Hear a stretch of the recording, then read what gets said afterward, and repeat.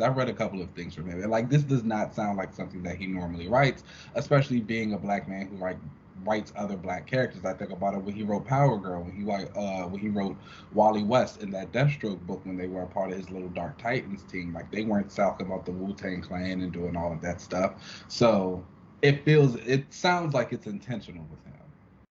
After every time he spoke, he would be like, "Shit."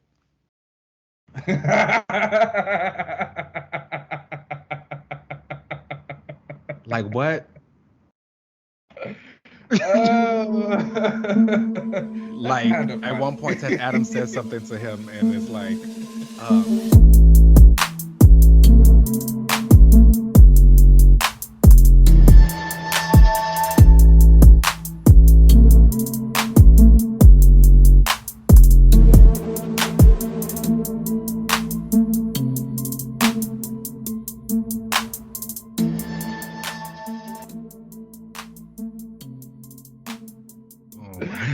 all right, everybody, welcome back to another episode of another relaunch. This week, I am Robert Bobby Drake, Mr. Iceman.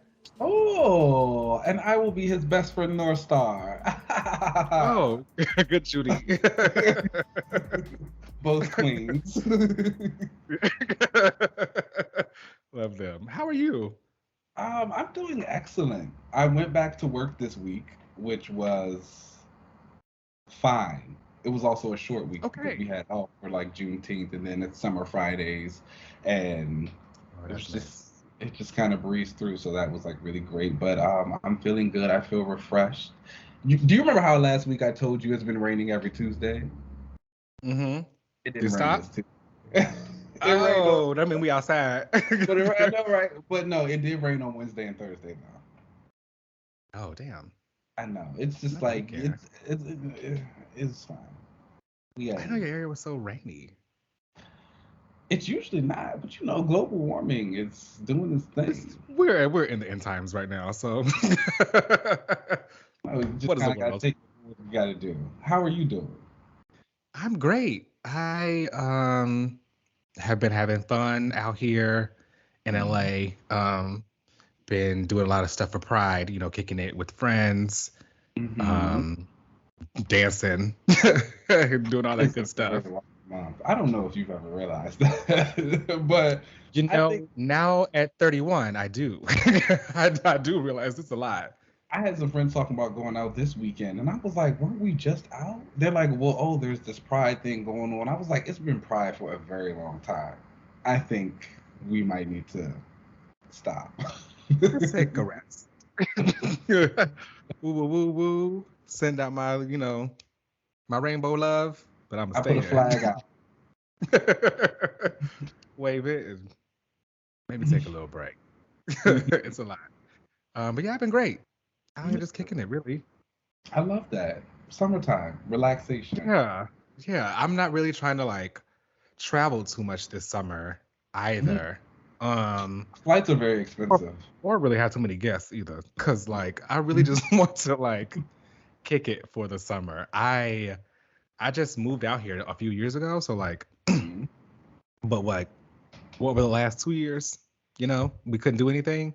Pandemic. So I really want to explore LA again and just get You know, out. I, I was talking to someone about that, and we were saying how this summer feels like everyone really just feels like, yes, I'm going to be outside, I'm going to be doing things. And like you said, it has been 2 years of a pandemic, so this feels like the first time where we actually feel available and able to actually do a lot of things. This one girl was telling me, she's like, oh, I've been going in places without my mask, even I was like, I still throw mine on every now and again. Don't get me Mm, wrong, but it's just like it doesn't feel as dire, which is like yeah. I don't know if that's a good thing or a bad thing, but regardless, I'm gonna enjoy I just got some rollerblades too, so I'm gonna be rollerblading down at the it. beach. Yes, rollerblades and some Yeah, I'm short ready for the summer. shorts. Yes, I got some short shorts and a Period. tank top. Oh my gosh, I had on my short shorts at the festival. It was an experience. Yes, how was the festival? It was hot, Okay. so but Did other you than beat that, your it was feet? like really nice. Did not beat my feet, and a lot of people there did not beat their feet either. So Oh let's man. not go there. But no, the festival itself was like really nice. It was Friday, Saturday, and Sunday. That Friday was like super hot in DC. It was like 97 degrees, and it was very late. But Saturday and Sunday, the weather broke. It was nice. It was like a nice 80. There was breeze. Everything was on time. I saw a lot of performances that I wanted to see. Chloe and Halle were really good. Bia was really good. Usher was amazing. Found an artist or two that I like. Went home and downloaded some of their albums. So I had a good time. I took some cute pics. Good. I haven't posted many of them. I love music festivals and like I love discovering a new artists at those too. Those are always fun. I would say I'll never go to another music festival again though, unless I have like VIP like sit booths. Because like no, I was in pain. My feet were hurting every day. My hips were unaligned, and then being there, I just kind of realized that like, oh, you're gonna get like people of all ages, so you got a lot of the younger kids in there, and they're like moshing and like throwing elbows, so you got to push a couple of them and argue with. Yeah, it was like, oh, this isn't the experience I came for. But oh no, absolutely not. Once they tired out, it was like, okay, now we're good. No thanks. That's too much. I feel like when I haven't been back to like Coachella in a while, it's been like a couple years. I think the last one I was at was Beyonce, but like that was pre-30. So I don't know if I have like the capacity for it right now. So I understand what you mean. Yeah, they're still fun though. I love it. It was very fun. It was again, the experience was like great, like seeing the artists that I wanted to see and like having that time, and like even like every day I like kind of figured out how to maneuver it better so I would be closer to the stage and I could get better views. Good time, but I've had the experience and I know just now like it's not something I would, unless there's like every single day, every single hour there's a bunch of people I want to see. I'm fine. I can stream it at home like everybody else did. Shout out to the streaming era. All right, let's go ahead and get into these updates of the week. Okay, up first, we were going to talk about the September solicits of Marvel comics that came out recently, Marvel and DC. And honestly, there wasn't too many like big changes. However, I wanted to talk about something that I've noticed. Mm-hmm. It seems as though like on the Marvel side, that Judgment Day would be running through September. And then there seems to feel like an ending of sorts happening around that time for a lot of things. Avengers is at its 60th issue. The Fantastic Four series, Dan Slott is no longer on it. I think in September is when we get issue 47 with starring Sue. And I would imagine there would be a relaunch after that, or at least it's ending. Does it feel like a new initiative is coming soon? I also noticed that Knights of X wasn't in the September solicits, so that's coming to an end. Does it start to feel as though there might be some kind of like, Marvel Now Phase 2? Yeah, sure. Yeah, I mean, honestly, I feel like Marvel is kind of always in the space of like the next initiative is coming around the corner. So I can see that happening. I do kind of agree with your sense of finality about a lot of series and things coming to an end. And it feels like we're in a space now where I don't necessarily know what's coming next. Obviously Judgment Day is going to bring about like some big changes for stuff for the Eternals, I'm sure, for the X-Men, I'm sure. Fantastic Four is ending, so we'll see. I expect something new, maybe January. Mm-hmm. A new wave, like a new initiative of like, this is what Marvel is going to be now going forward. We might learn something at Comic-Con, to be honest. I wouldn't be surprised if some news starts to come out, at least what they might do at the winter time. Now that I think about it, they might come out with more stuff during New York Comic-Con, I think, which is in October. That could also be like the reason why we don't have anything for the Guardians and stuff right now, because like we're waiting to get all of that in the new world. Okay, up next is some news that I was super excited about. The development of a new series on Disney Plus for Wonder Man, which will be coming from Dustin Keaton and Andrew Guest. And I mean, wow. I won. You did. I feel as though I know there aren't many Wonder Man fans out there, but I am one of those. And I've been a Wonder Man fan probably like since I was a kid. A huge fan of Simon Williams. I think his design is cool. I think his powers are cool. And I really enjoy his story. One of the things that I enjoyed the most about Wonder Man was not only is he super powerful, but after he died and came back to life, he had the story of kind of fearing death after that. A lot of people at that time who were dying and coming back, they never really talked about how that affected them. They just kind of were like, oh, I'm immortal, or like I'm super powerful. And people may have been afraid of what they had become, but we never got too much introspection on like how that affected the actual person who went through the death. And for a while, Wonder Man was like afraid of dying because even though he was the most powerful on the team, he was like afraid of dying because he had died before. And then he like kind of overcame that, which I thought was really cool. He had a villain era. You know, I love those kind of characters. So I'm super excited for the Wonder Man show. Now, does that mean the monkey's paw is working and I'm probably going to lose somewhere else? Probably, yes. But I But had Wanda in it. oh no. I don't want Wanda, but I don't want Beast anywhere in this. But that's like Wanda's gone, so like that's all people want from Simon. She'll come back. Oh my God, he'll bring her back. how? I don't know. He'll do it some way.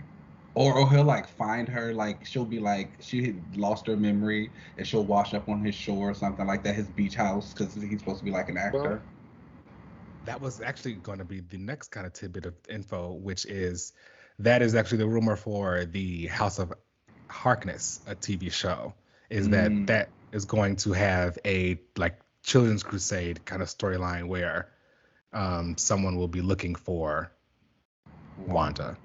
Wendy. They're currently casting for a character who will be 17 to 20 years old. He is listed as gay, and they like listed his personality and how he needs to be kind of a smart all, like know-it-all, and like fierce. So that sounds like that boy. So you know his name. that sounds like Wiccan. So I would not be surprised if that is true, that the House of Harkness will have like I kind of want the boy who played Wiccan in the show to stay Wiccan. I just want them to let him grow up. I think he's like 13 now. I think he's like 10.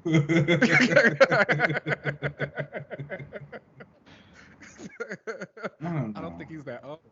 We can age him up. That's what technology's for. But people, I think, want Wiccan to be out there with the rest of the young Avengers, right? Like, I mean, are they coming soon? I know that's the rumor, but it's like, I mean, it looked like it. All of them are there. Talk about a team. Talk about branding. The Young Avengers really did that. Like the way that they become kind of like a little staple in comics. Although it was death and a curse for them now because everybody always wants them together. They can't do nothing by themselves. This is true. They have started to, get that band back together trope. It's the New Mutants all over again. Teen Titans. It's those teen characters. They end up always being circulated right back to being like, hey, let's get back together and do what we did like 20 years ago. Because like, why would we do anything else? Ridiculous. But anyway, I'm very excited for the Wonder Man TV show. Do you have a actor in mind? Yes. My personal choice would be Yaha. I can't remember his last name right now. Or how to pronounce Abdul Mateen. Yes, Abdul Mateen. I think he would be a great one. We've already seen him like with the powers and stuff, and when he was in Watchmen, and he's hot. So he's hot. He has like a lot of star appeal. He's got a lot of charisma, and you'd kind of want that. And so that smile. What do you want to see in like a Wonder Man show though? If Wanda's not going to be there. Now that she's not going to be there, everything. I want it to be about him. Honestly, like in all honesty, since it's titled Wonder Man, I want it to be about him. It should be about they could either go the route of him being a failed business entrepreneur and going to his brother to go and like get help, and that's how he ends up getting his powers.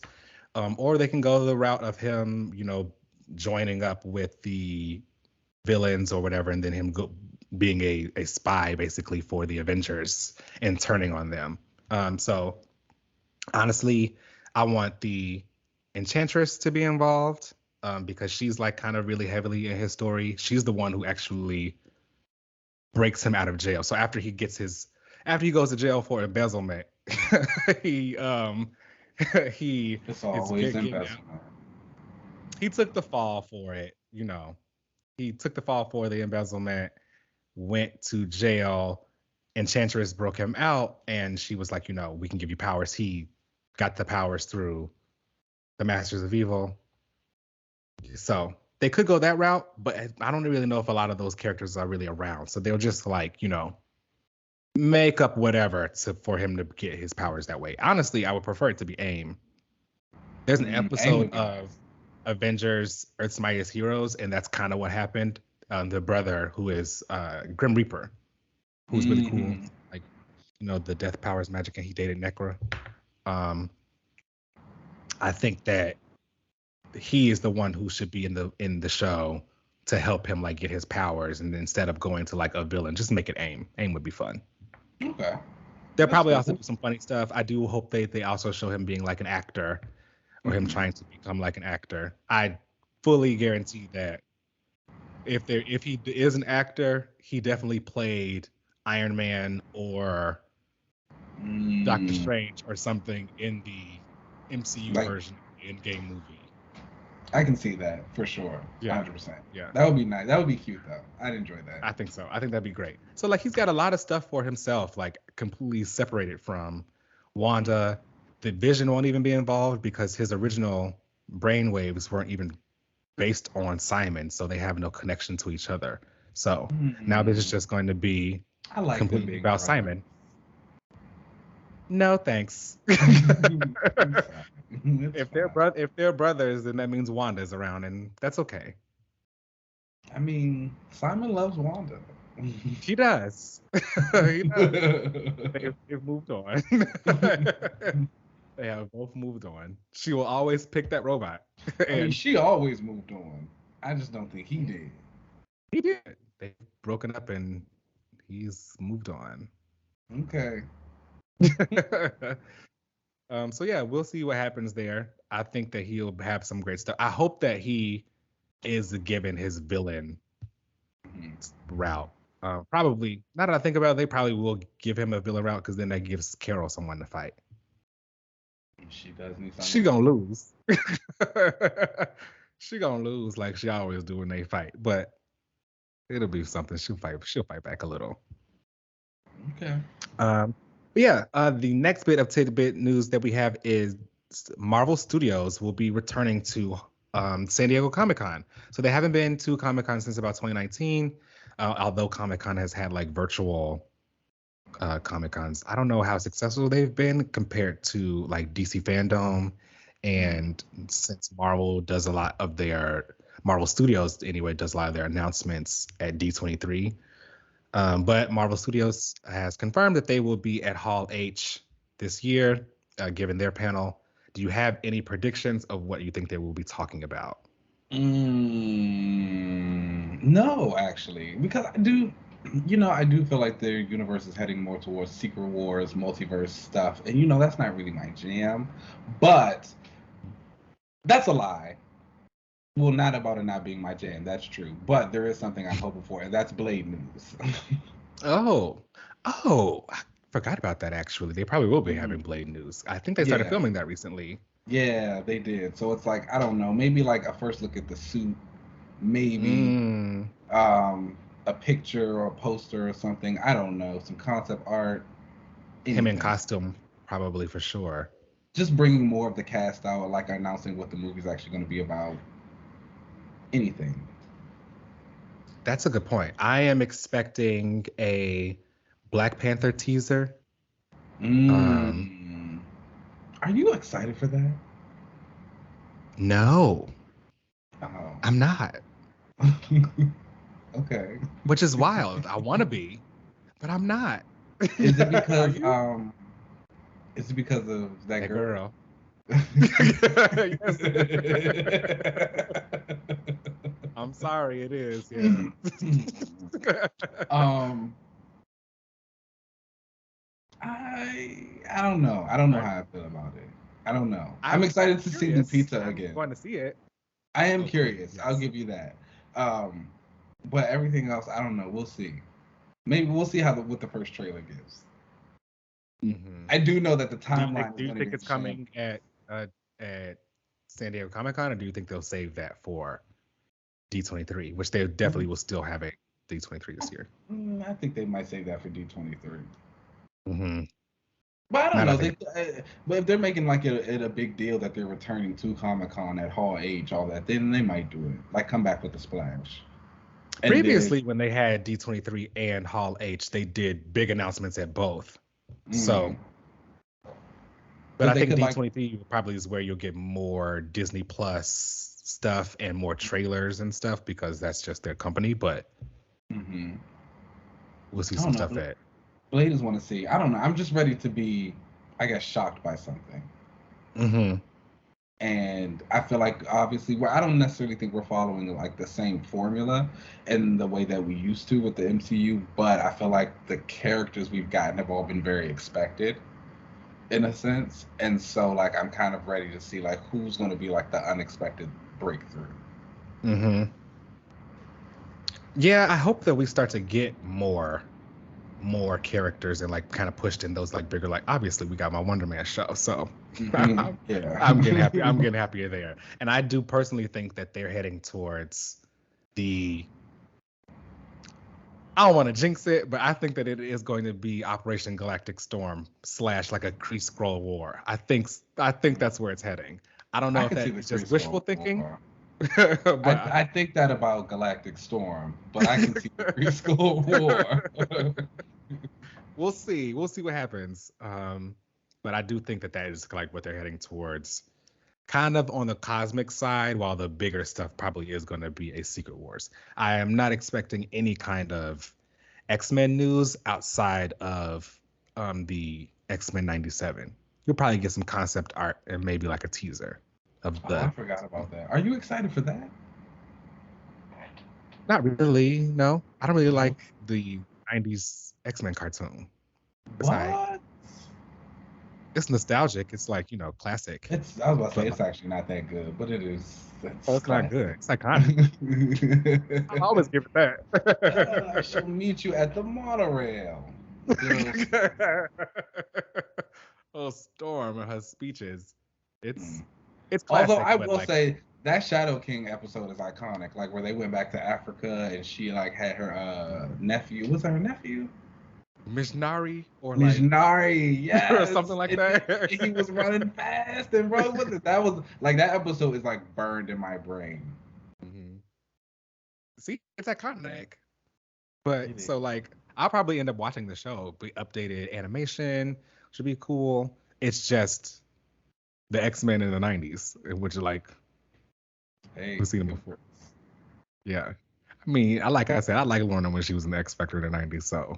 If we got to go back there, that's fine. But yeah, I guess Hall H, we'll see what's going on at Comic-Con. I am excited for whatever they announce on like the comic book side. I think that's going to be some big announcement that they've got going on there. It looks like they're probably going to have to try to align themselves with the MCU, so more people will either get books announced or will at least start to have like some direction. Seems like right now the Marvel Comics is just kind of like a free for all right now. Yeah, which I guess is like not necessarily MCU too. Yeah. We'll see. It'll be interesting. Like you said, there isn't an Avengers team in the MCU. The compound got destroyed in Endgame, and like there isn't a team. Oh, I guess there's not. They gotta reform the Avengers. Oh, that's what Sam's gonna do.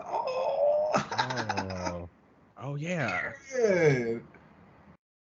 I like Oh, him as Captain America. maybe I will get excited for some more things. Okay. Oh yeah, they're probably gonna announce his stuff at Hmm. Comic Con or at I least don't want D23. I don't want that man to come back though. So You want to recast? no, not Anthony Mackie. I'm talking about the writer. Oh, oh, yeah, yeah. Maybe some changes were made behind the scenes and they haven't made those announcements yet. We Who still got knows? time. Yeah, they haven't started production on it yet, so Hmm. plenty of time. Okay. Sam, Blade, Moon Knight. It's good. It's a good time. Okay. I bet that Midnight Suns thing is gonna come too, but that's probably D23. I don't. We'll see. All right, y'all. Well, those are all the updates we have for the week. Let's go ahead and take a break, and then we'll come right back. Cool.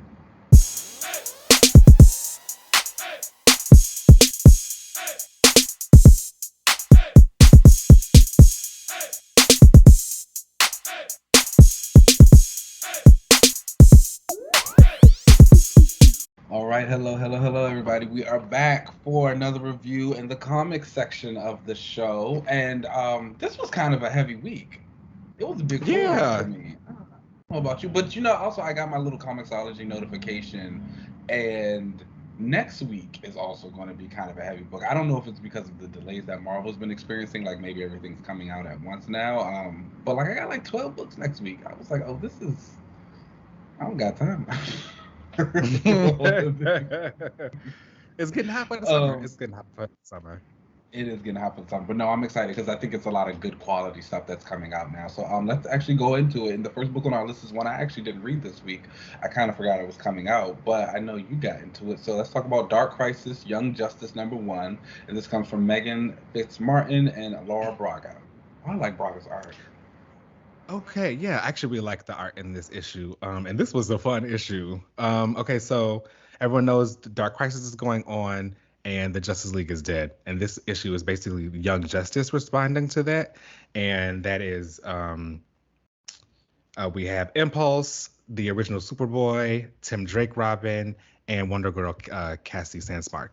So that's kind of like the core Young Justice team, or like those four. So that's kind of who this is kind of focusing on. Although we do get some of the old Young Justice members coming back in. So like this opens with Cassie at the morning of all the Justice League there, and she's like kind of annoyed that she's like, if one more person like tells me, brings up the word mentor or tries to like console me like this, I'm getting annoyed and frustrated by this, because people that don't really get it, that like my mom loved me, but like Diana really like understood me, which I thought was interesting to see that like, her and Diana had like a bit of a falling I out was about to say, when they did not get along.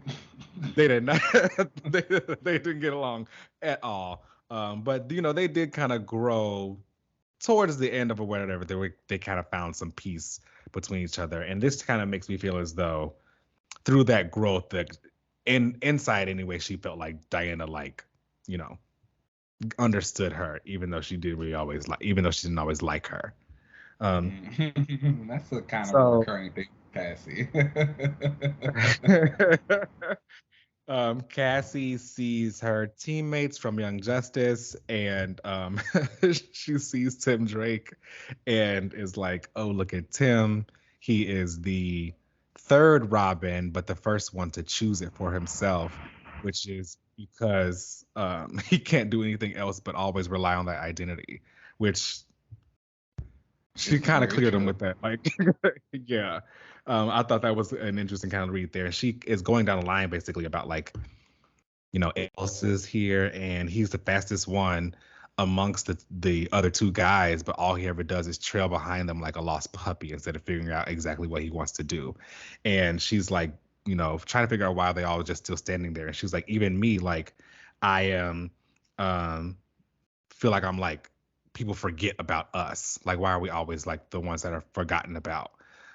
Even though she's like, with the Justice League gone, it should be about the legacies, but the legacies to us are the people coming up after us. So like, why do people keep forgetting about our group of people that we're here? Oh, not the middle child syndrome. Yeah, it was very interesting to hear her talk about this. So like the Young Justice people get together. Sissy shows up. and they have a little sit down Queen. talk. Oh, I'm about to go pick Yeah. this up right now.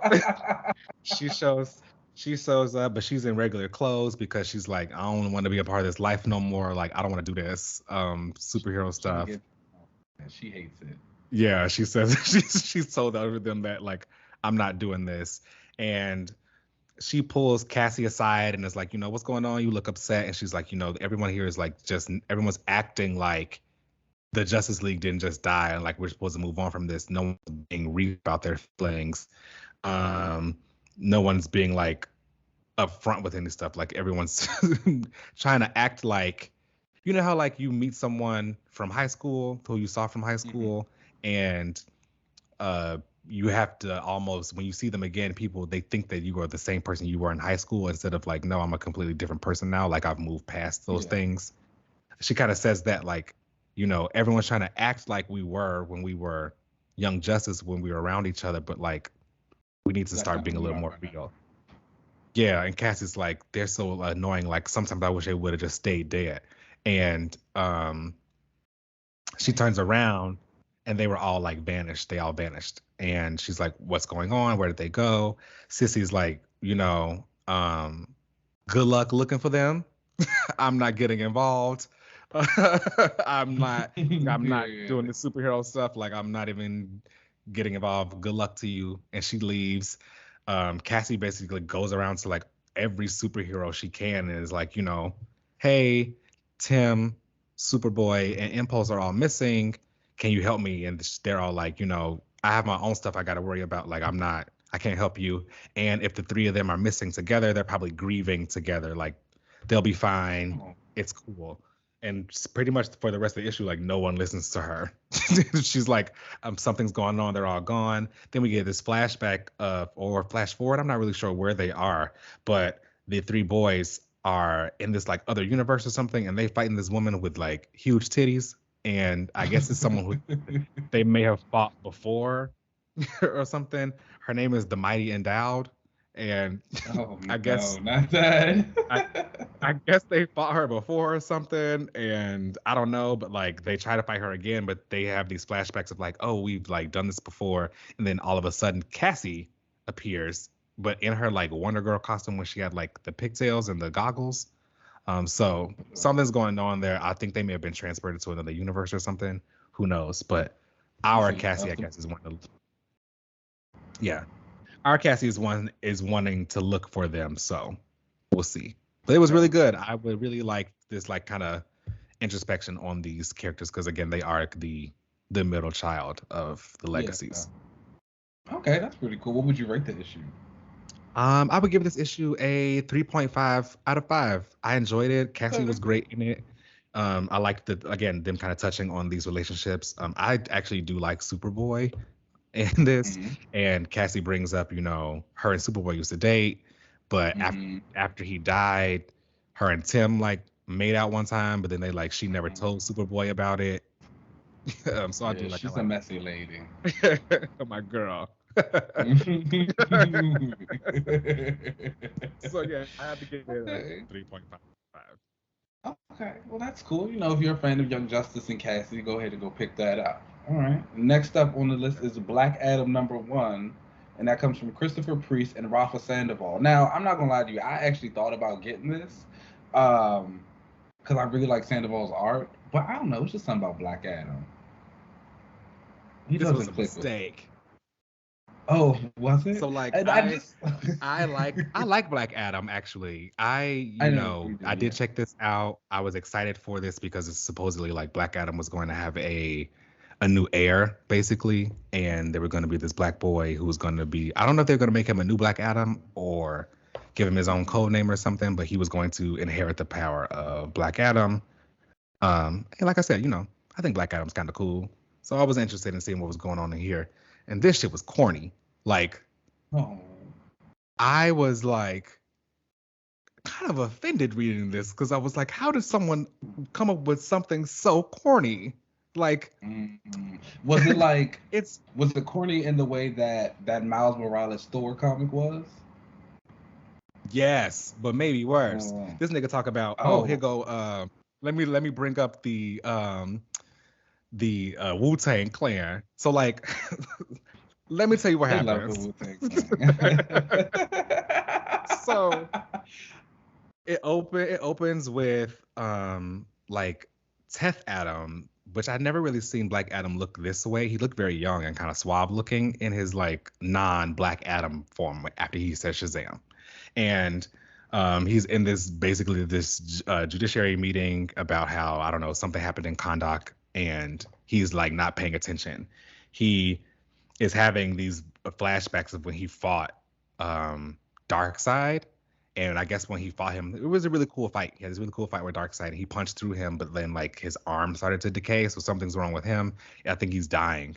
So we flash back to our time, and something's going on where these people who are related to like Kondak and stuff are being killed and like assassinated, and people think that Teth Adam is involved in it. And then he's like, I think that he's basically has to go look for his heir, because he learns that there's another heir out there for him that is, I'm assuming, like some kind of like great whatever.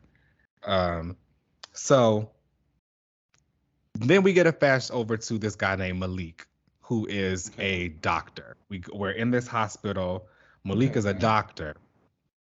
And I'm see the first shot of him is like, oh, cool, cute black kid, great art by Sandoval. And he's operating on a white supremacist, like explicitly says that. And you could see like the Nazi thing on his chest. He's like operating on a white supremacist. And he's like, it don't matter. Like, I'm your doctor. Like, I'm going to be the one working on you. Yeah, that's right. Affirmative action, biatch. Like, I'm your doctor. I'm the one that's gonna operate on you. And he was like, let me break down to you the greatness that is the Wu-Tang Clan. And but what? Wait, Christopher Priest wrote this, right? Yeah. Yes. Makes no sense. Then all of a sudden, Teth Adam walks into the hospital, and Malik is like, oh, like, you gotta wait outside. Like, I'm operating on someone right now. Mind you, Malik is just a med student. He's like getting his clinical trials or whatever. And Teth Adam walks in, and he's like in this all black costume or whatever. He's like, I'm Teth Adam. I'm the Lord of Kondak. And Malik is like, well, I'm the King of Pop. I'm Michael Jackson. And then he makes all these references to like Neo from The Matrix. And I'm like, okay, maybe this is taking place in like 1997 or like in the early 2000s or some shit with all of these references. But no, later Malik is talking to this girl who he says he has like a crush on, but she like friend zoned him. And she tries to call him like an old soul. But like, I don't think that like intentionally corny. Like I don't know. Is it that intentional? This is bad. Like, I mean, I feel like if she's calling him an old soul and like he's like constantly making all these references, because I think about Christopher Priest. I've read a couple of things from him, and like this does not sound like something that he normally writes, especially being a black man who like writes other black characters. I think about it when he wrote Power Girl, when he wrote Wally West in that Deathstroke book when they were a part of his little Dark Titans team. Like they weren't talking about the Wu-Tang Clan and doing all of that stuff. So it sounds like it's intentional with him. After every time he spoke, he would be like, shit.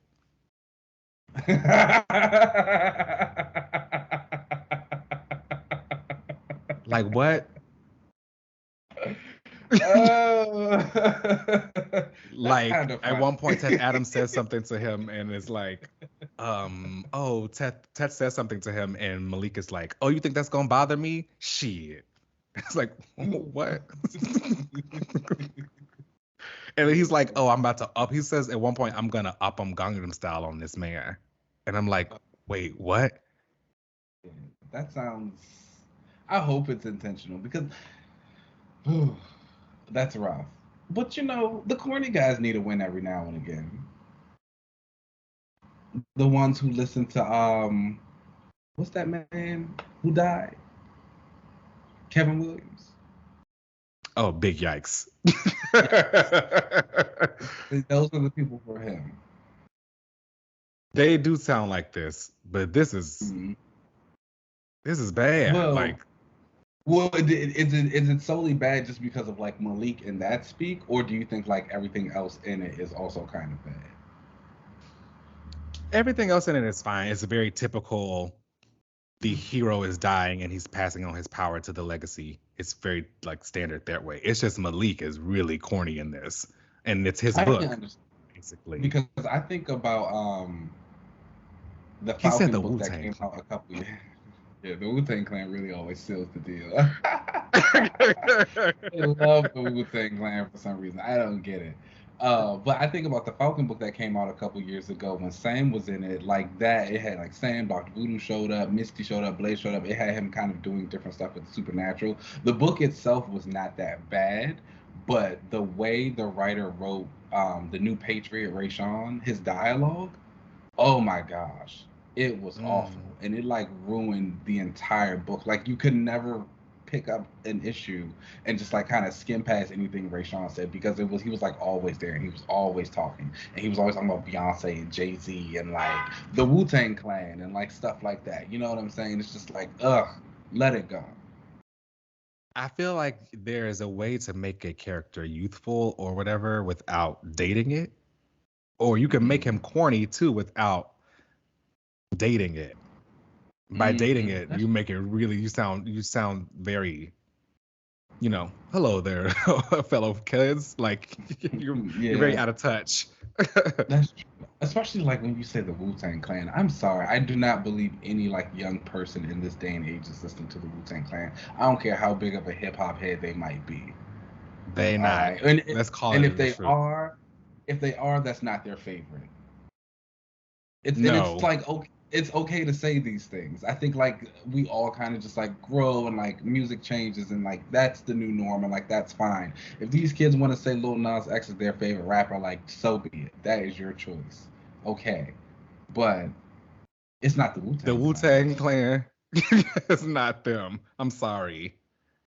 But like the Wu-Tang has like a special hold over Black nerds. I think it's because they were like also very much into that culture and like they talked about it and they were just like very influential in it. I think the character is supposed to be like 20 something. He's in med school. Well, they say he's in medical school. That means he's in his 20s. The people who listen to Wu-Tang Clan up on that are in your 40s. Okay. I'm not saying I agree. I'm just saying what I think the thought processes might be. Huh. I don't know. What did you think about the issue overall? What would you rate it? Honestly, the art was fantastic. Shout out to Sandoval. Like really, really, really great. The art alone gives it a somewhere between a 2.5 and a 3. But it's like all carried by the art. 80% of that is the art. Okay. 2.5 or 3. I guess, but Black Adam fans, tell us what you thought of it. Also, what you think of Malik. Because I'm dying to know. Tell me if you like the Wu-Tang Clan. What your favorite Wu-Tang Clan song is.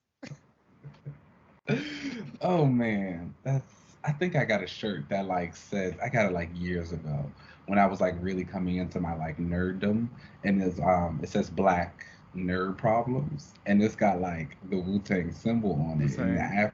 They love that damn symbol. And I'll never forget, I was wearing it one day when I was FaceTiming with my mother, and like she could only see the top half of the shirt, she couldn't see like everything else, and she was looking at it and she's like, "You a fan of the Wu-Tang Clan?" That's what I'm saying. Shocked. Like what? She was like, "What?" She was like, "I didn't know you liked the Wu-Tang Clan." I was like, "Oh no, that's not what the shirt is." I was like, I might not be able to wear this again. But continuing on, next book on the list is X-Men number 12, and that comes from Jerry Duggan and Pepe Larraz. And this is like the final issue of the big X-Men team together, right? Yes. So basically the previous issue had the team split up where the guys were on Earth and the girls went to Game World to stop the attacks that have been happening, being sent to Earth after the Arakko was created. So this is that issue basically wrapping up the girls' mission. It opens with Jean getting stabbed by Wolverine, but it was actually just an image that Jean was putting in the I think his name Cordyceps Jones was the spore monster who was sending all the he's the one who runs Game World. He was the main villain. And he's these spores, and he basically was Jean had him imagine the girls dying, but that's not really what happened. They were actually trapping him, and Jean used her telekinesis to get every single spore. Rogue even helped out, and they passed them all along to Polaris, and Polaris put all of the spores into a force field, and then put all of the metal so that she can get in the room around the force field and kind of trapped him in that. So they got rid of him and saved the day and saved all of Game World. Then all of the team comes back. They have a little bit of a sit down, and the guys, Sync and Cyclops, basically went to Ben Ulrich and told him the truth that yes, we took the knowledge of the resurrection from your mind, and we were going to give it back to you. And they gave him his notes back, and they were going to give him his memories back. But Ben decided, no, you already took it from my head. It is what it is. I'm going to deliver the story how I learned of it. Getting all my notes back, getting everything back, and that's exactly what he ended up doing. Front page of the Daily Bugle, it says Immortal X-Men, and it talks about an exclusive with the X-Men about how the X-Men have conquered death. Everybody know now. That's kind of anticlimactic. A little bit, yeah. What was anticlimactic for me was the way that the team kind of wraps up. They're on a random superhero mission because the Mole Man was attacking, and while they are on this mission, Cyclops is because of Resurrection coming out, I probably can't be on the team anymore. And Jean is not everybody has to leave, but what are you guys going to do now? We don't have to change every spot. Lorna says she's I'm learning to go with the flow. I'm pretty much, I'm doing whatever I want to do. Rogue says that she would love to stay, but she thinks she's going to leave. Destiny's been in a fit, and she says that only Rogue can prevent mutants walking through a gate and never returning. There's some random vision that she has, so Rogue is gonna be tied up in whatever kind of stuff was there. Sunfire says, I would love to stay, but I'm going to go help out on some mission with Arakko. So it's just Jean, Scott, and Sync at the end. Everyone just kind of says it's been cool, but I'm got other stuff to do. Okay. I wish that there were a little bit better reasonings for everyone to kind of leave, but everyone's just oh, I have other stuff I can go do. And the next issue is going to be it should be their gala issue, I guess. The next issue will be issue 13 is a Judgment Day tie-in. The gala issue is separate. Oh, okay.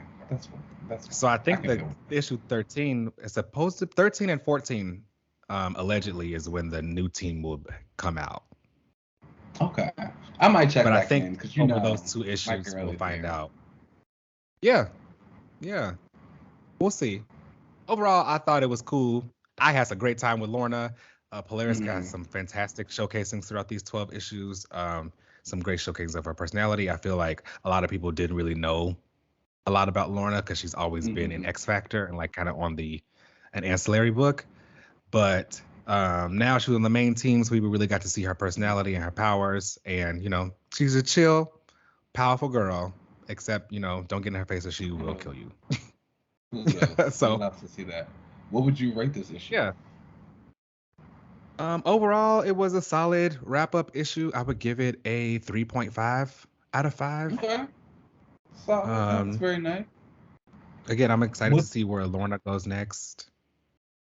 As a whole for this, so knowing that this team was 12 issues kind of condensed into this one, how would you rate this as a whole? Like, if just these 12 issues, would you recommend it to somebody? Not even like just for Lorna's sake, but like you were like, oh, I want to get into the X-Men. Is this something you would give them?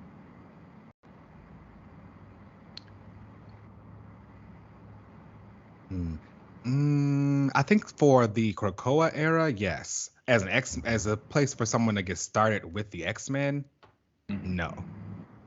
Okay. Like if someone had already been like into the X-Men and all that kind of stuff, I would recommend these first 12 issues. Say, yeah, check those out and see if you like what this is about.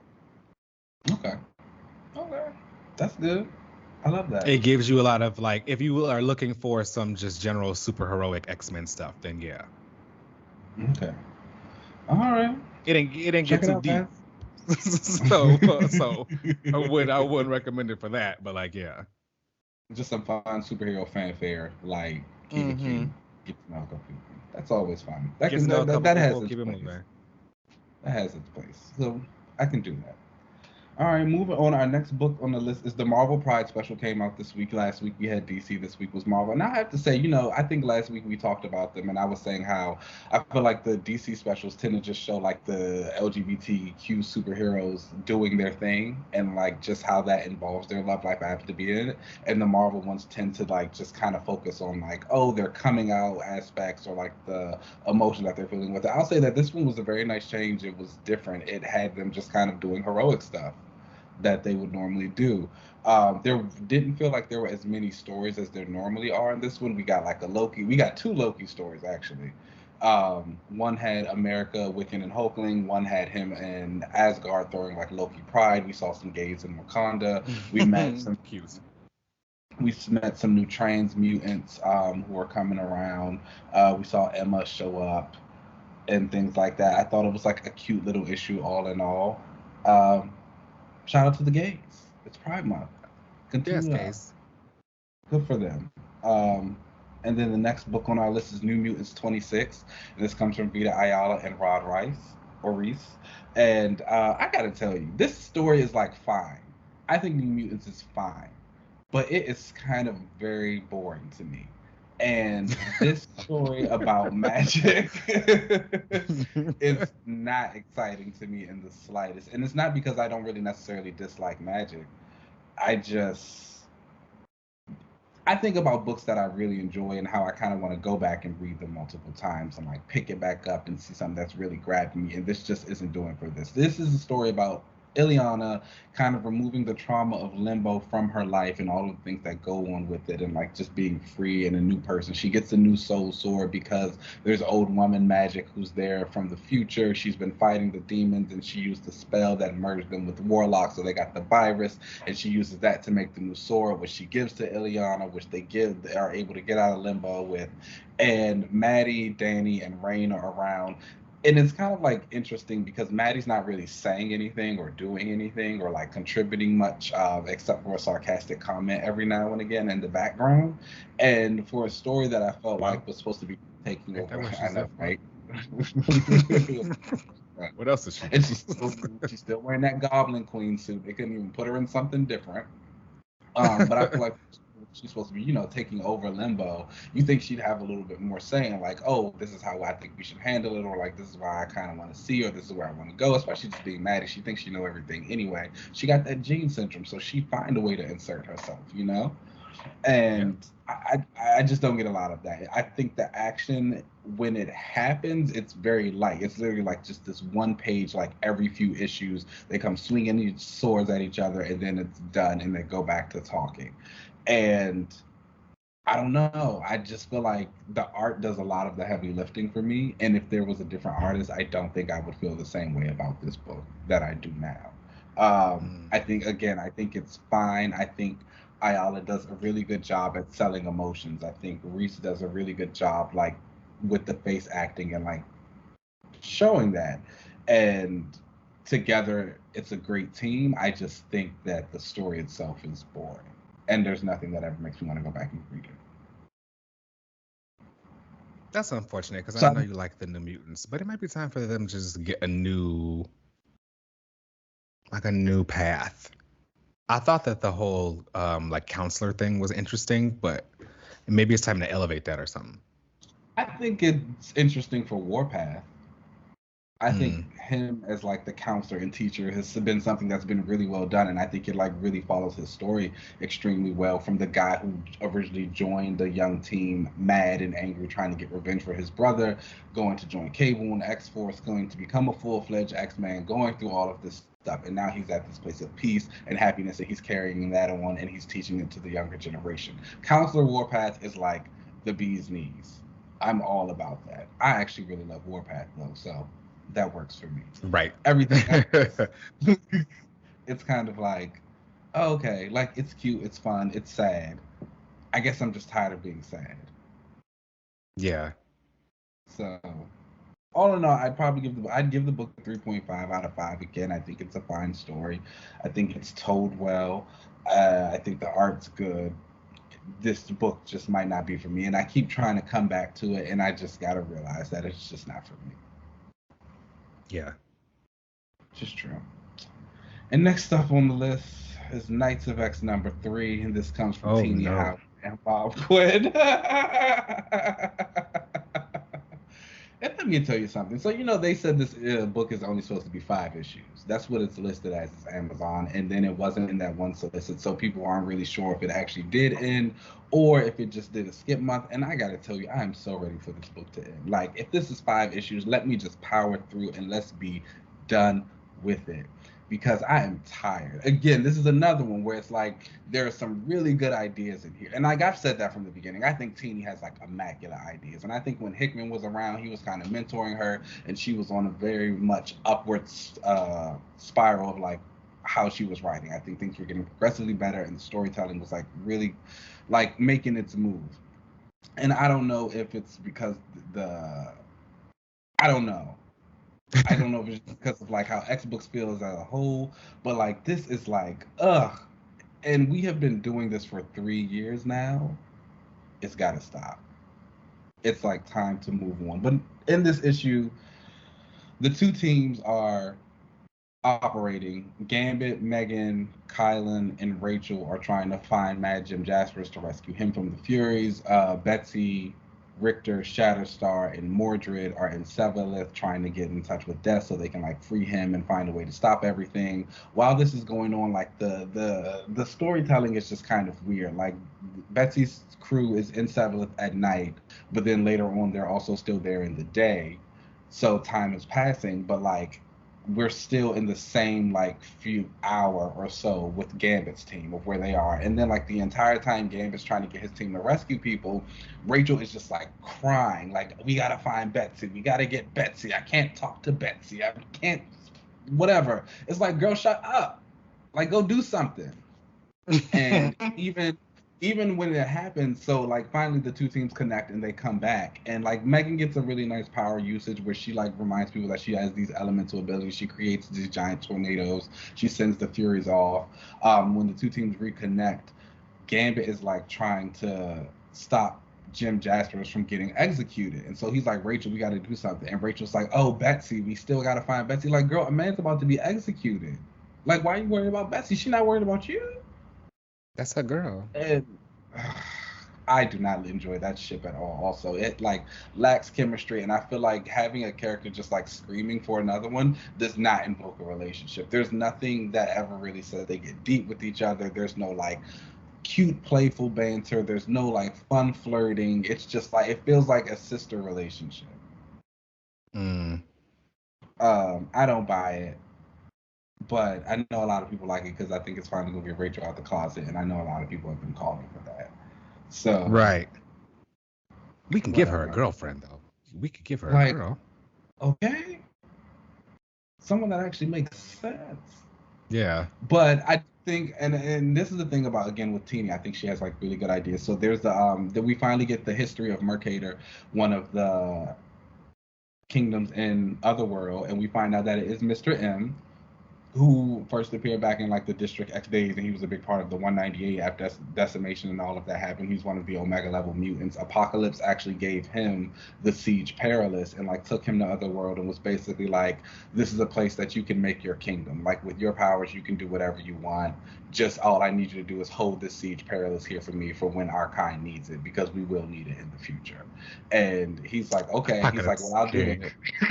That guy. That guy, I miss him so much. And like again, I think about things like that, and like that's the kind of stuff that TV does that I really enjoy. I'm like, oh, this is like a nice little point. Like again, she wrote a really good Apocalypse. I'll never take that away from her. And so M is like, okay, I'll do this, but if I do it, I want you all to leave me alone. And they're like, cool. So that's how that land came to be. They're all fighting. Merlin comes in, and Gambit's trying to be himself and be all big and bravado. And he's like, you know, you're trying to say that you're going to kill me and that you'll bring me death. He's like, I was death. You know, I know what that is. And he has the death card. He's been doing this thing with the arrows he got. I mean, not the arrows, the cards he got from Saturn IX, where he's been charging them and having them use abilities. The last issue, he did one that was like it was a card of swords. So when he like threw it with his energy power, it made like 4 energy swords that like exploded. Oh, okay. And so this one he was I guess he was going to do something with the death card, but it backfired and Merlin killed him. But again, I think this is kind of going to go into like the Siege Perilous stuff. We know, and it's been said, that it is something that holds the minds and like sees characters through all the various realities and what they can do and like where they're at. So I think that's how they'll find a use it to get around death in the other world and bring Gambit back. I agree. I think that's definitely going to be like the point of Knights of X was to get the Siege Perilous to fix the death in. Yeah. It'll be interesting because I think they'll be fixing the deaths in Otherworld just for Resurrection to be taken away. I know, just in time. Right? Oh, and you know, it's interesting because Gambit dies, but he's also been promoted to be in the Hellfire Gala. Oh, that's right. He got a new suit and everything. So I've seen a few theories that it is Mystique pretending to be him, but that would be kind of gross. Yeah. But it also sounds like something Mystique would do. So fair. No, I wouldn't think that's Mystique. I think it's Gambit. Okay, we'll see. Next month, I think. But that was Knights of X. I don't know. I will say I did enjoy this issue a little bit more than I did the last one. I think there were still a couple of problems like throughout. I think that's just going to be like a consistent thing with this writing. But again, we're only 5 issues in. Well, we're only supposed to have 5 issues. So I'm like, cool to just kind of like stick with it, see it through, see where it goes. I don't think I will be able to handle a 3rd installment of this though. Like if after Knights of X, if winter comes around and they're like, okay, we're like launching all new Excalibur or like all new Knights or like something like that. Even if it's like Spy Betsy and like Captain Britain and MI13 or something like that. I think if it's still written by Teeny, I'm just not going to pick it up.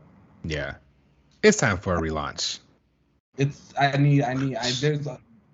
just don't enjoy a lot of the characterizations and the way that the characters are written. They come off very like whiny, a lot cringy. I cannot stand Richter. Like I think he is one of the worst characters in the entire world. And like I'm kind of familiar with him. I've read him in X Factor. I've read him when he was in X Force. And it's like I can't really tell you like what exactly his personality should be, but I just don't feel like it's this. And they're just all like Mordred. We kind of get an idea of what his powers are supposed to be, while they're like when the 2 teams get together, all of the people just start randomly attacking him, and Rachel's like, "Oh, is that his mutant power? Keep it up." And it's like, what? He's like, it was whatever. I'd give the issue a 2.5 overall. Moving on. To Moon Knight number 12. I'm gonna go through that one kind of quick. You know, it was good. It's Jed McKay and Alessandro Capuccio, and they're like knocking it out of the park on this book.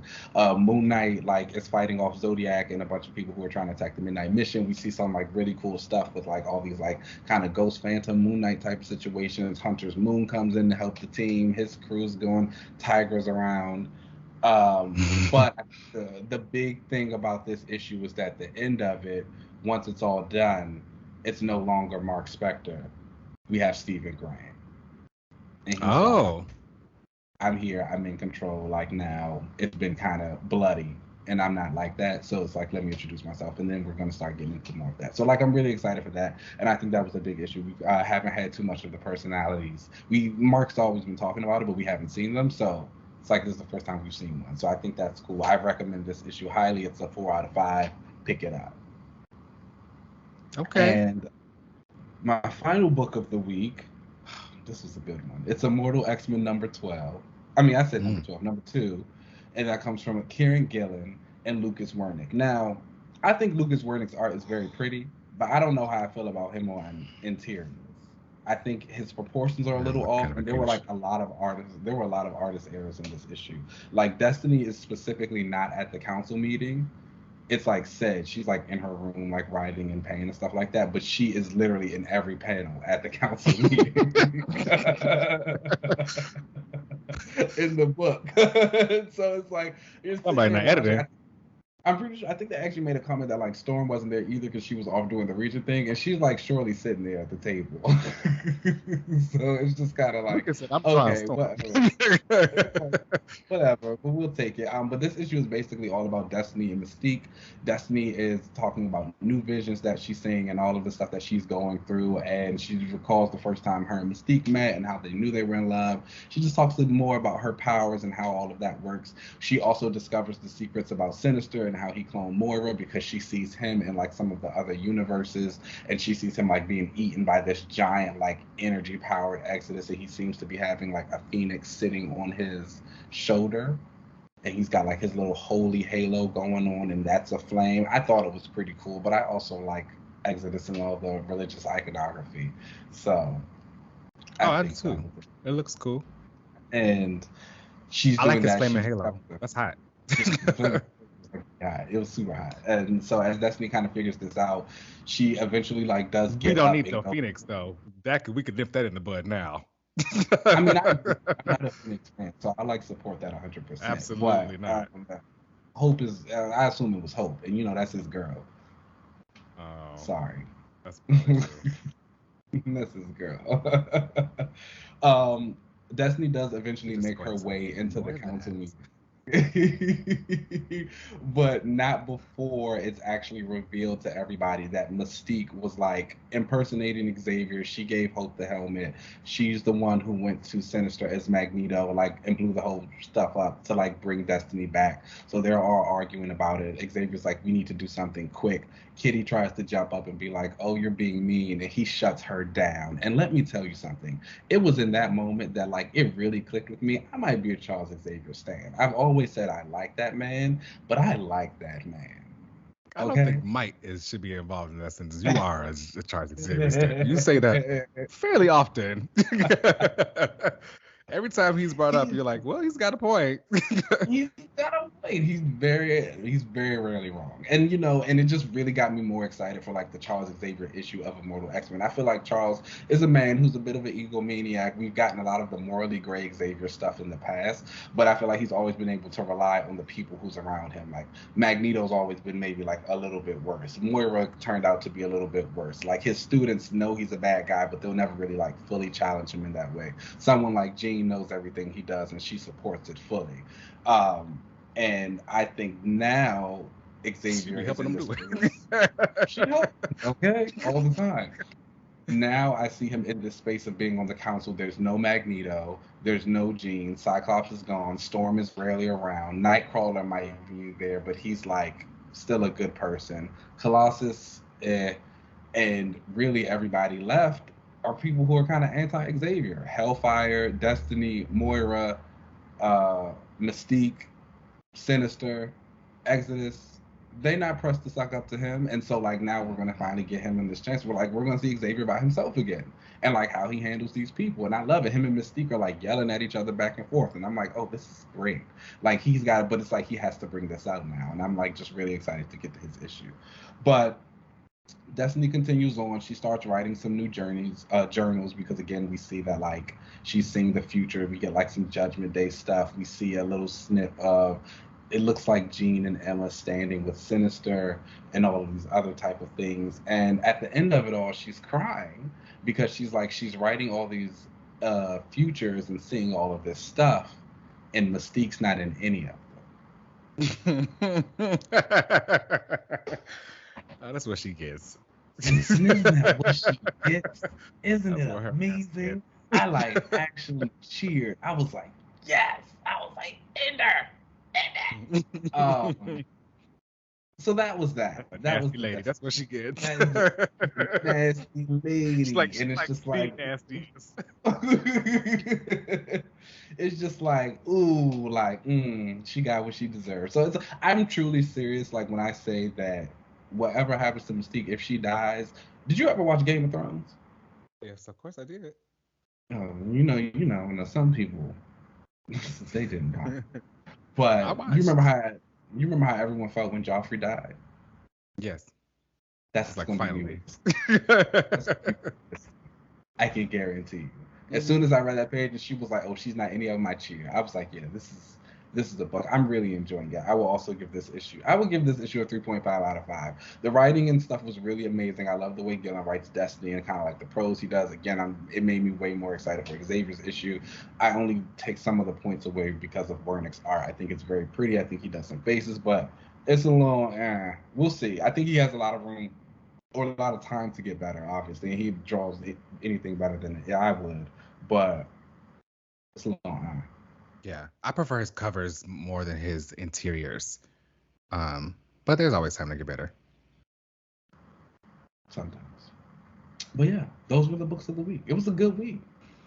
It was. And speaking of art, let's go ahead and get into the last bit of the book club that we read for this week, and that was the Mighty Thor issues 4 through 6, and that was by Jason Aaron and art by Russell Dauterman. And like, I have to say that this really like reminded me how much I really enjoy Russell Dauterman's interiors. They're all so detailed. They're also action packed. Like when people are punching in and summoning lightning, like you feel it. I was really enjoying this. Now, these couple issues were a little confusing because we didn't read the Mighty Thor that happened previously, so I wasn't sure what the hell Odin was mad about so much.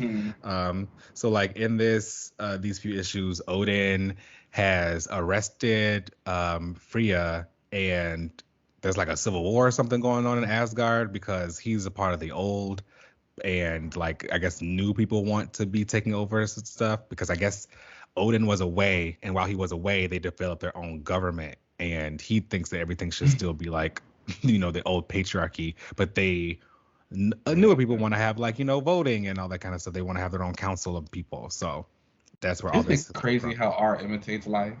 Isn't it wild? And sure enough, Odin does not like Jane because she's a woman, because she has the hammer, and he keeps calling her the imposter, and how she's just like not welcome here. Very nasty, man. Very. And I also will say that these issues showed me why everybody used to go up for Jane. Like, I used to see people go up for Jane and talk about, oh, she would win these fights and blah, blah, blah. I'm like, now, why would she be doing all of that? Like, but now I see that, like, she was fighting Odin and was, like, throwing asteroids and stuff. Like, she's that girl. Jane Thor is, like, it. And it's like really interesting because I've been having conversations with people who really enjoy Jane Valkyrie, and I like tried Jane Valkyrie in the beginning, but I couldn't get too much into her. But they really love the all weapon. But I'm sorry, Jane Thor just hits. Do you think that it's because once you fill the seat of the legacy, it's hard to go back? Oh yes, 100%. Sam had the same problem. When he stopped being Captain America and went back to Falcon, and it was kind of like, yes, okay, we can try and make Falcon like a thing, but it's technically still does feel like a step down because you made it such a point to be like, oh, they're stepping up from this place where they used to be, going to do this, and now I'm going back to that because somebody else came back and had the role. Like we both can't do it. Has a character ever done that and successfully moved on from the mantle? Like they had it for a bit and then they left and never really came back to it? I think you can make. I mean, I don't even know if he counts though. I was about to say, I guess you could make a case for Nightwing, but he was already Oh Nightwing yeah. for so long before he became Batman. Right. And like they made sure they established that like Nightwing was a solo hero, whereas like you know Sam and all them they were still technically quote unquote the sidekick or the partner, whereas like Right. Nightwing was like no, I'm doing my own thing. He's a solo character. Yeah.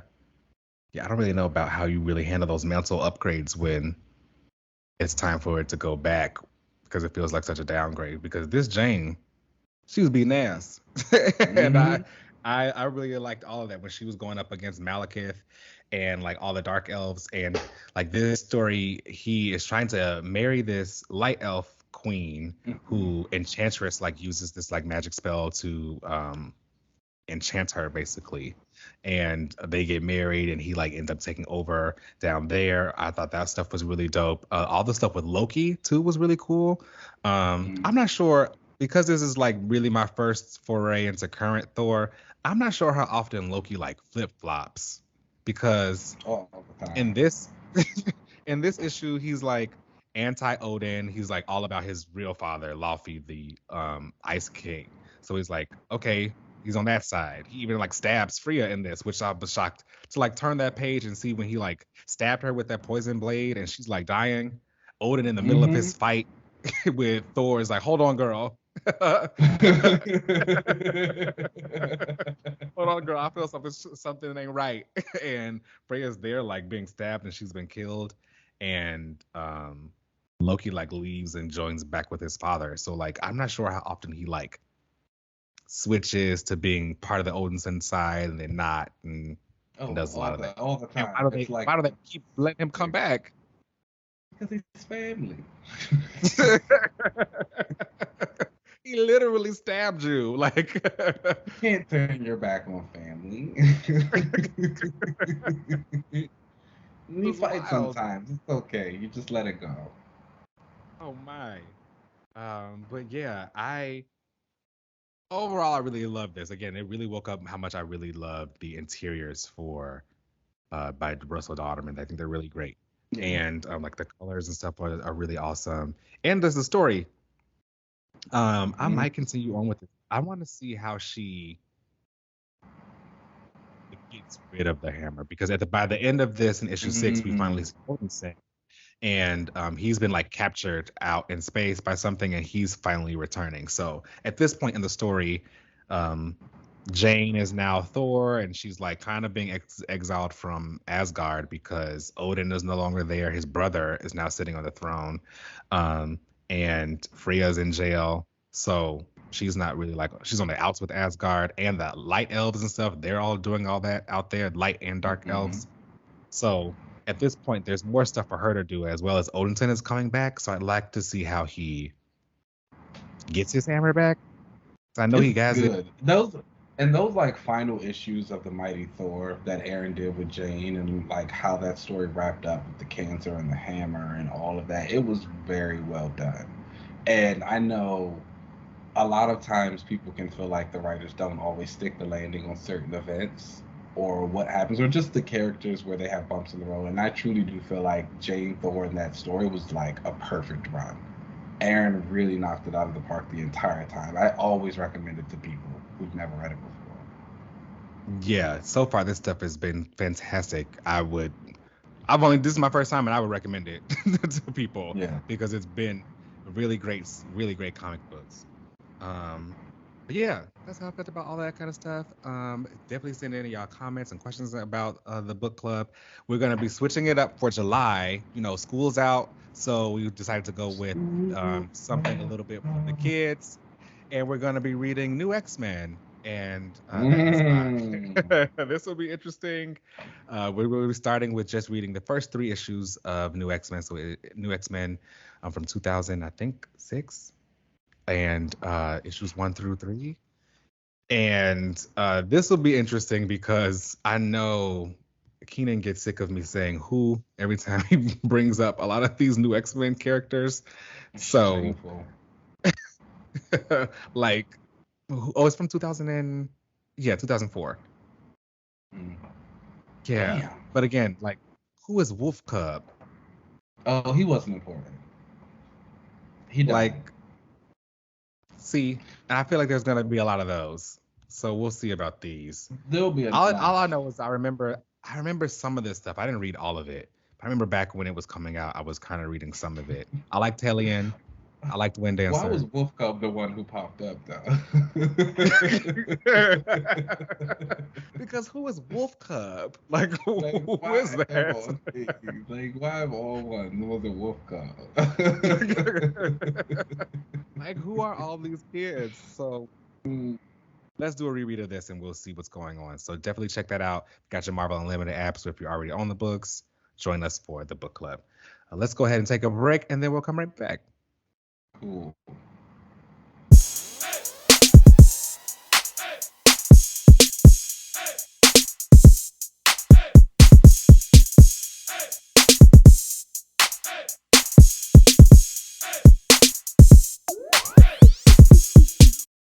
Welcome back to the rewatch section of the show. And this week we are watching episode 3 of Ms. Marvel for the MCU.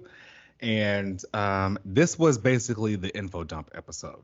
This is where, like, the exposition comes out. We're basically learning about everything right now with this with this episode. Previously, Kamala got picked up by Cameron and his mother as she was like trying to escape from the what's that group called?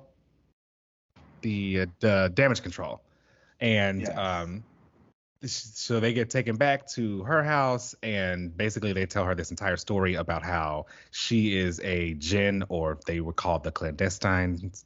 And I did some research and found out that the clandestines are actually real.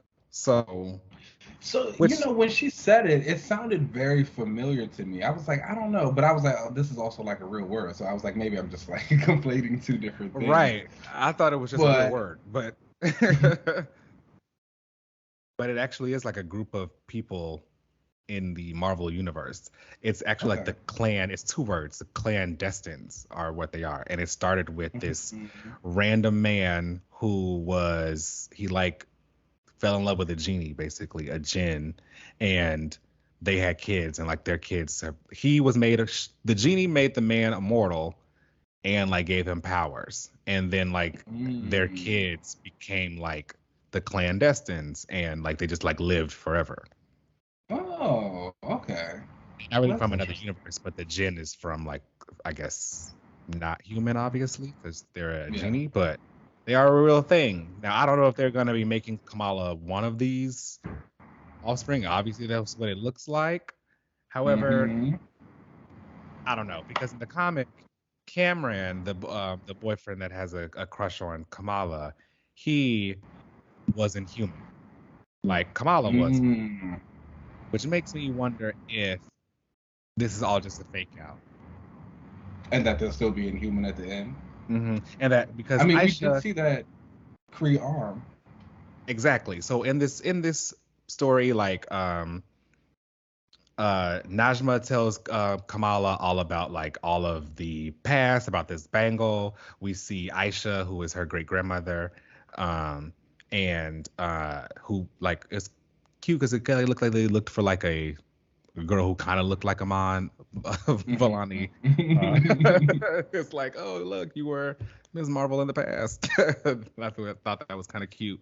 And they pick up they were looking for this bangle, and they pick it up off this arm, and the arm is blue, so I'm assuming there was a Kree character. And they found out that some man told them that they needed 2 bangles in order for them to get somewhere, but all they had to do was one, and they got to make do with just the one. And Aisha takes the bangle, separates from the other woman, and they go their separate ways as the whole place is being pillaged by the British. And I thought that was interesting because, I see a bangle or some kind of wrist thing, and my mind goes quantum to band. the quantum bands. And the quantum band give you access to the quantum zone and quantum energy. So it's basically like this like light energy. You can do all the stuff that basically Kamala's doing. Now, I am not a fan of that at all because I'm a big fan of Quasar and the quantum bands because they're supposed to be like you're not supposed to be able to remove them unless you die. But they've been able to like take them on and off. On and off. Exactly. Well, have we seen Kamala try to take it off? Well, she took it off. She opened it. I remember when she like opened it and put it on. But I don't think we've seen her like try and take it off since then or make any like comments. No. But I mean, or even struggle to take it off. Yeah, she hasn't really like said anything about it. She just knows it's there. She's just living her life. And how did the great grandmother get it off? Maybe she died. But then how did she send it in the box? Or how did they get it? Who found her? Right. It was just something that was in the attic. I guess Sana, the grandmother, had it maybe?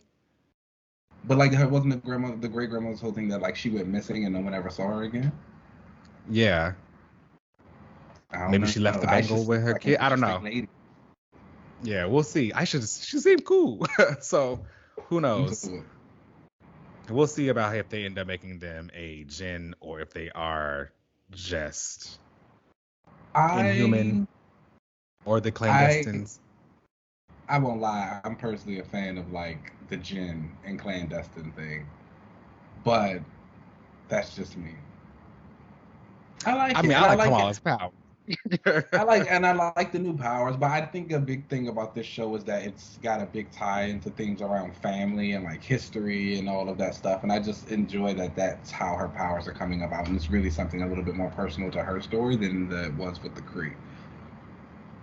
Yeah, I agree that the powers now come from her and her family, and like they're more ancestral than something with the Kree. And speaking of family, Kamala's mother, she's that girl.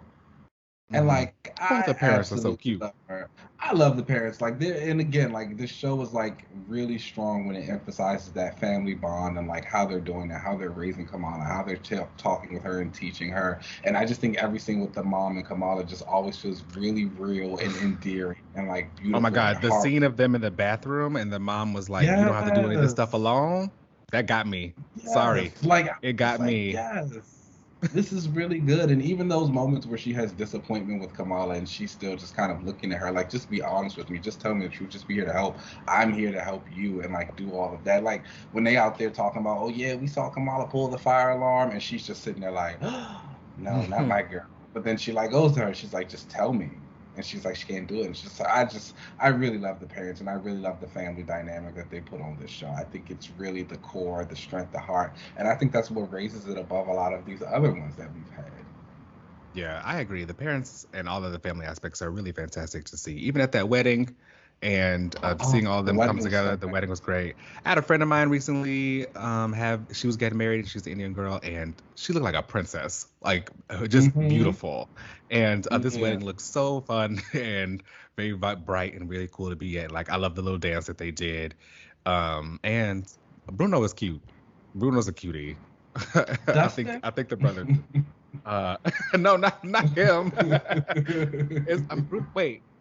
Wait, what's the brother's name? What's Kamala's brother? That's what I'm talking about. His name isn't Bruno?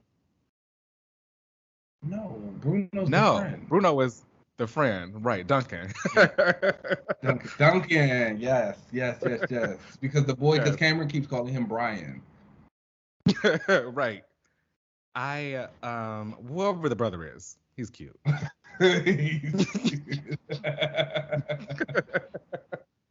He's cute. But then later on, we see that the clandestines are basically annoyed with Kamala, like taking too long to help them get back to their dimension. They come and attack her. Kamala, sister, I think you need to sign up for some after school like martial arts classes or something, because you can't be running around I like will say, this. like, I enjoyed like how it kind of had the Bengal reacting for her and like being able to block those quick hits, and this still shows that obviously Kamala's not a fighter and she's not someone, and like she's just kind of falling into these things by happenstance, and it's like it's truly winning by dumb luck. And again, I think that is like a strength of this show. Like you were truly watching this girl grow. I'm annoyed that she's not in her costume yet already. Can we like? I'm like so tired of the You ready for like the costume? formula where they don't get it to Oh, the end. the It's just reveal. like, come on. Like, let's do it. Yeah. You know Kamala would have I done am that. I am ready for them to start to get the costumes already. Mm-hmm. Certain So characters see, though, with someone like Kamala, she's fairly newer, so maybe they want to do the build up though. I think other characters who are much more like, known, I guess you could say, don't need to do I that. was about to say, I could give you the build up if they didn't do it with every single person. But when it's done with Oh, every single person, it just kind of loses the oomph. yeah. Yeah. They probably do need to switch up the formula about what, they filmed a lot of this stuff as like movies. So it's like we're building up to the crescendo of the movie instead of like every episode being like that. So we'll see. Her costume should be cool. I think it's gonna look great. We've seen some of the stills of her in the posters and stuff of her already in the costume. So now it's just a matter of her actually putting it on. Yeah, I wonder how they're gonna make it. I wonder how she's going to make it. I wonder if it's from like an old Carol costume That she like finds or something. I feel like she's gonna make it. They love to let the characters make the costume. Maybe like she'll tell her parents and her mom makes it for her. Oh, that would be cute. Yeah, I would be really into that. Oh, that would be great. Yeah. I wouldn't be mad at her parents, like kind of knowing. Yeah. Do they don't know in the comics, do they? I forget. I don't think so. I know like I know the friends do. Or at least Bruno does, for sure. Mm-hmm. And well, Nakia found out this episode, so even if she don't know in the comics, she know now. I don't think the parents found out. I don't know how well Kamala is doing with her secret identity, actually. But yeah, Bruno and Nakia end up escaping from the clandestine attack. Kamala goes home, and her grandmother, Sana, calls her and is like, "You need to come back to Karachi because I also had that vision you just had about this like train thing in the sky." So they're all gonna get back there and see what's going on. I think the next episode is gonna be the one that really hits the fan. Mm-hmm. 4 and 5. You always say it. 4 and 5 are the ones that come alive. So get ready. We're about to be in for a show, baby. Next Wednesday, be there. I feel like next week is gonna be hot. So maybe she'll get the costume next week. That would be cute. Maybe her costume isn't like the 5th episode. That might be Carol. Although I don't know. I'm starting to think that Carol might not show up. I'm okay. There's a lot going. There's a lot. Of course you are. There's a lot going on here. And I think that like you probably don't really need to throw her up in it. So she's fine. Mm-hmm. I agree with how are you feeling about this series so far? I really like it. Is it keeping your attention? Are you into it? It honestly is keeping my attention. And I say this as somebody who's not really always into the kids and what the kids are doing. But again, I think the family stuff really draws you in. I think it gives it a heart that a lot of the other Marvel Disney series didn't have. I think that Aman Vahani is truly an amazing Kamala Khan. I'm interested in watching her little journey. I like the way that she's kind of dealing with herself and her self-doubt and everything. I like the stuff that's going on with the people and, the aunties and like the stuff at the mosque. Oh my God, the aunties are so cute. They're like hilarious and it's like so real. I think that like when Damage Control showed up at the mosque trying to like get with the people and how they shut them down and it was like, next time you come here, take your shoes off, and like those little nods to their culture and the things that are respectful and how they should be done are really well placed. I again personally enjoy the power change and kind of everything that's coming along with it. The clandestine gonna have to die though. Don't ruin my brother's wedding. Yeah, not that. Even At though the Kamala wedding. thought That was his day. You know what I'm saying? And somebody else's who was next door. Yeah. Oh, that was cute when the brides were like, at least you were really pretty. Yeah, it's just like my friend's over. But I also like after Kamala pulled the fire alarm, her brother was like, "Hold on, I gotta get the money." I was like, That was it's funny. very real. I was like, yes, can't be without that. So I mean, enjoy it. earlier in that episode, didn't he say he was like, I got $700 in my bank account right now? And the dad was like, well, I didn't think you would have that much. And I was like, that's so real. I was like, yeah, but no, and again, it's like that family. Like, this is how people are. This is how they interact. They're there for each other. It's like I enjoy this show a lot. I can't believe people. I've seen a lot of people saying that like it's clicking down for them, or like this episode might have kind of taken them out of it. But again, I think the third episode, like you said, is the info dump. It's going to be a little blah for some folks, but I really do feel like 4 or 5, if you haven't been feeling it like that, those will be the ones that bring you back. That's where the action is going to be, y'all. So check out 4 and 5, especially next week when we talk about them. Mm-hmm. All right. So that brings us to the end of the episode. Please make sure you rate and subscribe us wherever you get your podcast. You can find us at Another Relaunch. You can find us on Twitter and Instagram at Another Relaunch. You can send us emails at anotherrelaunch@gmail.com. You can find me on most social media platforms at UncannyLZ. Keenan, where can they find you? You guys know you can find me on Twitter and Instagram at Keenan Lance. As always, there's an underscore at the end. Boom. Let's get up out of here. And I am hungry, so I will catch y'all next week. Yes, food.